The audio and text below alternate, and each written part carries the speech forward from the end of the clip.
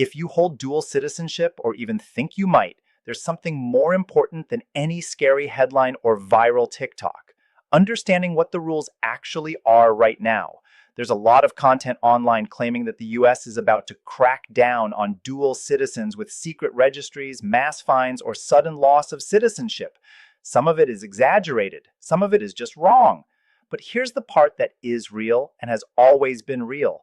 If you're a US citizen, even if you also have another passport, you already have serious legal obligations around taxes, travel, disclosure, and certain types of foreign activity.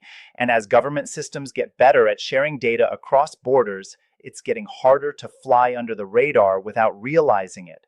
So instead of panic based on rumors about a specific date, I want you to have clarity based on actual law and current enforcement trends. Over the next few minutes, I'm going to walk you through how the US really treats dual citizenship, which rules most people don't realize they're already subject to, who tends to get extra scrutiny, and what practical steps you can take now to protect yourself and your family. Because when you understand the rules, you can stay compliant, avoid unnecessary stress, and make informed decisions without falling for fake news. Hi, I'm Sophia, and I cover US immigration and citizenship, so people can prepare before policy and enforcement turn into personal problems. Let's start by clearing up one big misunderstanding. How the US actually treats dual citizenship. The United States does recognize dual citizenship. That means you can be a US citizen and a citizen of another country at the same time. Unlike some countries, the US generally doesn't force you to formally renounce your previous nationality when you become American.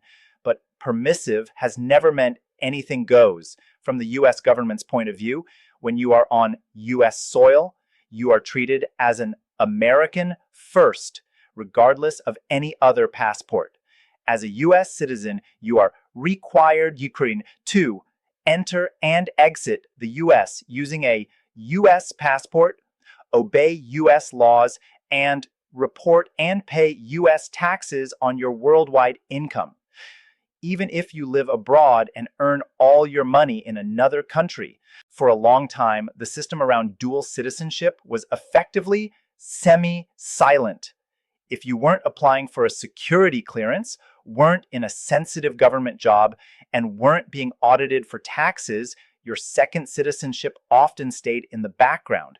Many people lived their lives without anyone explicitly asking about their other nationality.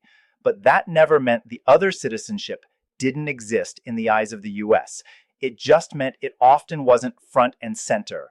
What is changing, slowly but very real, is visibility and data sharing, not basic legality. Dual citizenship itself is still allowed. The expectations around documentation, reporting, and consistency are tightening. No, there is no confirmed February 2026 dual citizenship registry law. You may have seen claims that every dual citizen will soon be forced into a brand new federal registry. Huge fines will automatically hit anyone who doesn't sign up by a specific 2026 deadline, or the US is about to ban dual citizenship entirely.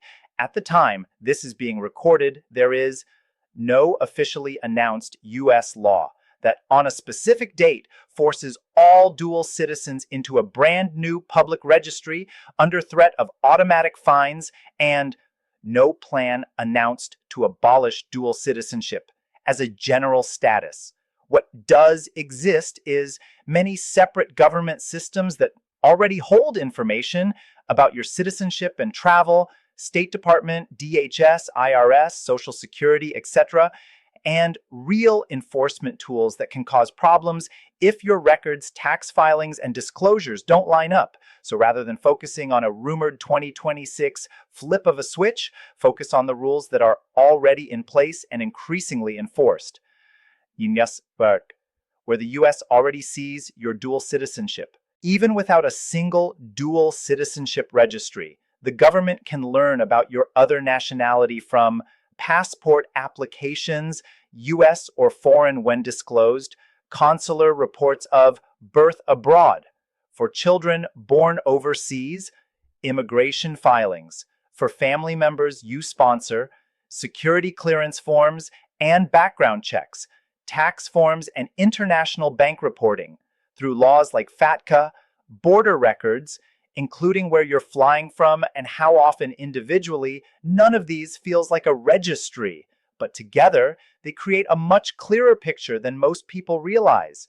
That's why actions that once seemed invisible, like keeping money in a foreign bank, spending most of the year in another country, or serving briefly in a foreign military, are more likely to be noticed and questioned than in the past. Travel rules and dual citizens. If you're a dual citizen who travels frequently, here are the key realities. 1. Use your US passport to enter and leave the United States. This is not optional. US citizens are expected to use a US passport at US borders, even if you also hold another passport. 2. Extended time abroad can have side effects. Simply traveling a lot does not cancel your US citizenship, but spending most of your time outside the US, especially if you appear to live primarily abroad, you file taxes or don't file as if you're non-resident, or you only come back to the US for short visits, can raise questions later when you sponsor family members, apply for certain benefits, or seek jobs that require clear evidence of US ties. 3. Border questioning is allowed.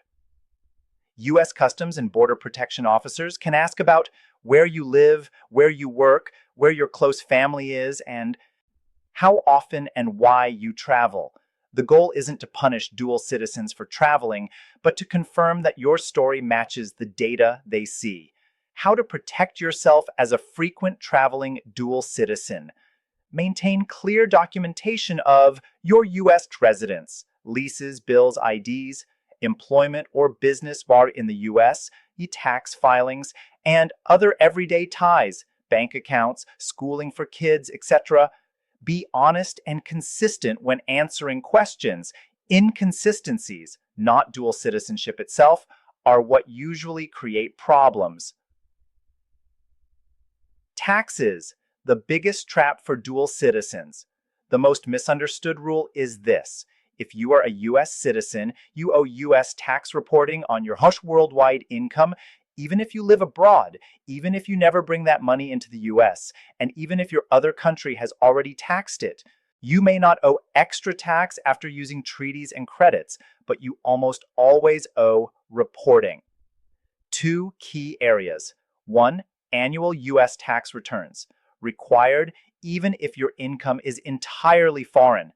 Various exclusions and credits, like the foreign earned income exclusion and foreign tax credits, may reduce or eliminate double taxation, but only if you file properly. 2. Foreign bank and financial accounts. If you're on foreign accounts, you exceed a certain total value at any point during the year. For many people, that threshold is $10,000 used across all foreign accounts. You may have to file a separate form, often called an F-bar. This is in addition to your regular tax return. Failing to file, especially over multiple years, can lead to very large penalties, sometimes tens or hundreds of thousands of dollars in serious cases.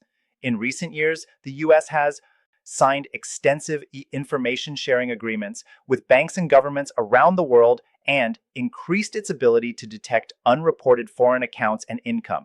So the strategy of "I live abroad, no one will notice" is becoming much riskier. If you're a dual citizen and you have foreign bank accounts, own property abroad, run a business overseas, or haven't filed U.S. taxes in years, this is the moment to talk to a tax professional who specializes in international and expat issues. There are programs designed to help people come into compliance before the IRS finds the problem. Government jobs, security clearances, and dual citizenship. If you work in or are aiming for the U.S. federal government, defense or intelligence, law enforcement, or critical infrastructure and sensitive private contractors, dual citizenship does not automatically disqualify you, but it does trigger extra scrutiny.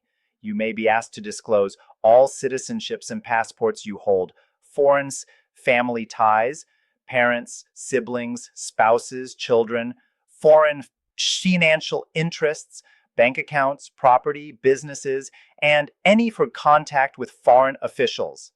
Investigators are looking at questions like, do foreign ties create a conflict of interest or vulnerability? Are you willing to put U.S. obligations first if there's ever a clash? Are you fully transparent or are you hiding something? In many cases, being upfront and documenting everything carefully is enough to keep your clearance or get hired. The real career risk usually comes from omissions, not from dual citizenship itself. If you're in one of these fields, don't guess what to disclose. Talk to your security officer or HR before filling out forms. Ask what they expect around dual citizenship and foreign connections. Transparency tends to protect your career. Surprises do not. Foreign military service and holding office abroad. U.S. law has long treated certain actions in a foreign country as potentially giving up your U.S. citizenship, known as expatriating acts. Two big categories are: one, serving in a foreign military, especially if you serve as an officer, or you serve in a force engaged in hostilities against the U.S. Two, holding certain positions in a foreign government, especially if the role requires you to take an oath of allegiance to that foreign state, and it's a significant position, elected office, senior official, etc. The key word is intent. The U.S. generally has to show you intended to relinquish U.S. citizenship when you did those things. In practice, compulsory or mandatory military service, especially in allied countries, usually doesn't trigger loss of citizenship by itself. Occasional, low-level involvement in foreign politics is rarely a problem, but voluntary, high-level service in a foreign military or government can create real legal questions. If you are thinking about serving in your other country's military, being encouraged to run for office there, or being offered a formal government post, this is an area where you should get legal advice from an immigration citizenship attorney before you act. It is much easier to prevent a problem than to undo one.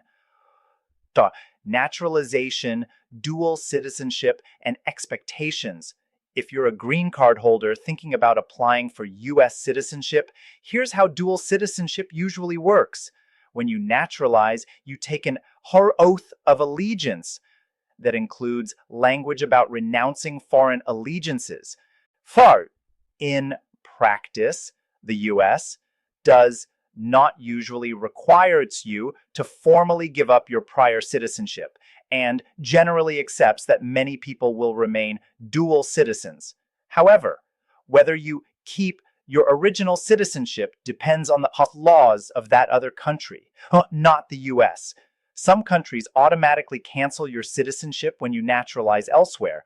Others fully allow dual citizenship. Some, like China or India, are very restrictive about dual nationality. That means becoming a U.S. citizen can automatically end your other citizenship in some countries. In others, you'll remain a dual citizen, and all the U.S. obligations we're discussing will apply to you. Before applying for naturalization, it's smart to check the rules of your other country of citizenship and understand how dual citizenship will work in your specific case. Children, birth abroad, and dual citizenship. Many parents don't realize how automatic dual citizenship can be for their children. Common situations: a child born outside the U.S. to one or more American parents may acquire U.S. citizenship at birth if certain physical presence requirements are met. At the same time, that child often becomes a citizen of the country where they're born, or of the other parent's country, meaning they're dual citizens from day one. To document U.S. citizenship for a child born abroad, parents usually apply for a consular report of birth, abroad, CRBA, and then apply for a U.S. passport. For those children, dual citizenship can affect them later when they apply for passports, file taxes as adults, consider mandatory military service in another country, or apply for security-sensitive jobs. Parents should keep all documents, CRBA, foreign birth certificate, passports, safe. Understand both countries' rules about military service, taxes, and travel, and be prepared that their child may have U.S. tax obligations in adulthood, even if they grow up abroad. Sponsoring family as a dual citizen. If you're a U.S. citizen sponsoring a spouse, child, parent, or sibling for a green card or immigrant visa, and you live mostly abroad, immigration officers may look more closely at your U.S. residence and domicile, tax filings, travel patterns, and overall connection to the United States. They are trying to confirm that you genuinely intend to reside in the U.S. with the person you're sponsoring, and you have the financial ability and legal commitment to support them. For dual citizens who live long-term overseas, preparation is essential. Collect evidence of your plan to reestablish residence in the U.S., job offers, housing plans, school enrollments for kids, etc. Make sure your U.S. tax filings are up to date. Document your U.S. ties, bank accounts, voting records, professional licenses, etc. This doesn't mean dual citizens can't sponsor family. It just means you may need stronger proof of U.S. ties than someone who has never left. Renouncing citizenship, U.S. or foreign, some dual citizens eventually ask, should I renounce my U.S. citizenship, or should I give up my other citizenship instead? For most people, renunciation is extreme and unnecessary. But you should know the basics. Renouncing U.S. citizenship must be done in person at a U.S. embassy or consulate abroad. Requires taking a formal oath of renunciation. Involves a significant fee and often a detailed interview where consular officers explain the consequences. SID can trigger serious tax consequences, including a possible exit tax for certain high-income or high-net worth individuals, is usually permanent and very hard to reverse. After renunciation, you lose the right to live and work in the U.S. automatically, must apply for visas like any other foreign national, and may not be able to easily return, depending on your situation. Renouncing foreign citizenship depends entirely on the other country's laws. Not U.S. law. Some countries make it simple, others make it slow, expensive, or even impossible without meeting strict conditions.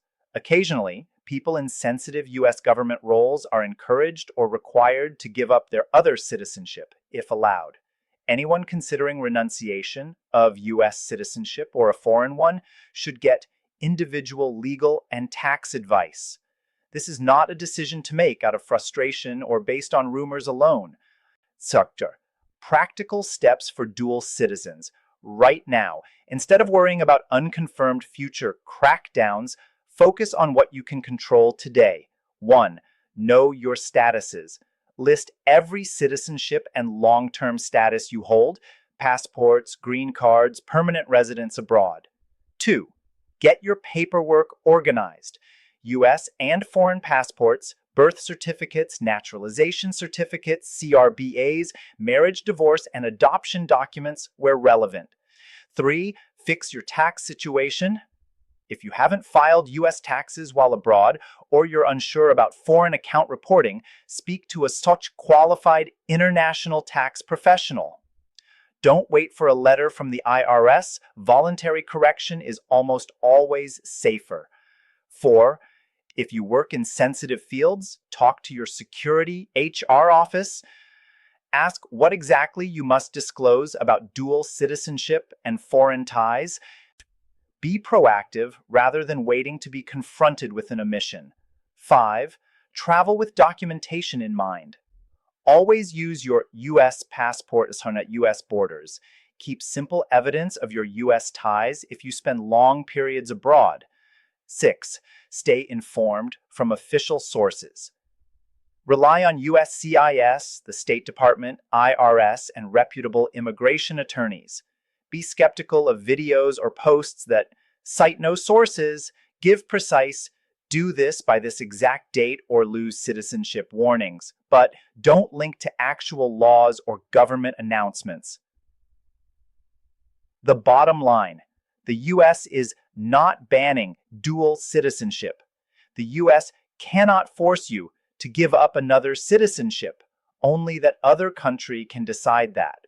Dual citizenship comes with real, ongoing responsibilities, especially around taxes, security-sensitive jobs, and certain types of foreign service or political roles. Government data sharing and enforcement are getting stronger, which means being sloppy, assuming no one will notice, or copying advice from random videos is becoming more dangerous. For the vast majority of dual citizens who file correctly, travel with the right documents, and disclose what they're supposed to disclose, life will continue normally. Dual citizenship will remain a powerful and legitimate way to connect to more than one country. The key is preparation, not panic. If this breakdown helped you separate rumor from reality, share it with someone else who holds 2 passports or is thinking about becoming a US citizen. And if you have questions specific to your situation, like your countries of citizenship, your work, or your family setup, drop them in the comments. Staying informed is how you protect your status. I'm Sophia, and I'll keep covering real sourced updates, not viral myths, as policies and enforcement evolve.